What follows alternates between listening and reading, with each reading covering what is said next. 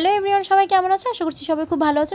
তখন সোনা মামাকে নিয়ে নিলাম ওর ঠাম্মির কাছ থেকে। এখন খুশি হয়ে গেছে। আগের পাটা তো দেখেইছো কত কান্না করছিল। এই ভিডিওটা ওর বাবা করছিল, আর সোনামা আমার আর ওর বাবার কোলে শুয়েছিল। আর আমার মাথা ব্যথা করছিল, তাই চুল থেকে গার্ডার আর ক্লিপ সমস্ত খুলে বরের কলারে দিয়ে দিয়েছি। ওই দেখো, আমার বর বুঝতেও পারেনি, হয়তো ভিডিওটা করার সময়ও টের পায়নি, তো না হলে খুলে ফেলতো। তোমরা আবার বাজে কমেন্ট করো না। বাস থেকে নেমে এখন আমরা টেকারে উঠে গেছি। টেকারে উঠেছিলাম আমি স্কুল জীবনে যখন 5-6-এ পড়তাম, আজ থেকে প্রায় 12-13 বছর আগে। আর আজকে প্রথম উঠলাম, আর অ্যাঙ্গেলের পাশেই বসেছিলাম। বড়কে নিয়ে ভেতরে বসেছিল, আর পাশে একটা বেটা ছেলে বসেছিল, ওই জন্য আমাকে পাশে বসতে দেয়নি। আমি সত্যি কথা বলে দিলাম। কার কার বড় এরকম আমাকে অবশ্যই জানিও। বাড়ির কাছে চলে এসেছি বলতে বলতে, তোমাদের সাথে গল্প করতে করতে। সোনাই মামা বাড়িতে এসে একদম হতভম্ব হয়ে গেছে সবাইকে দেখে।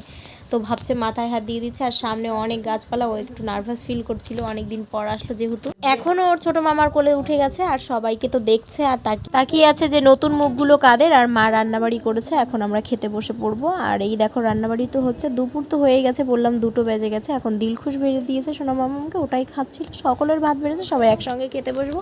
আজ আসি, দেখা হবে নতুন ভিডিওতে। বাই।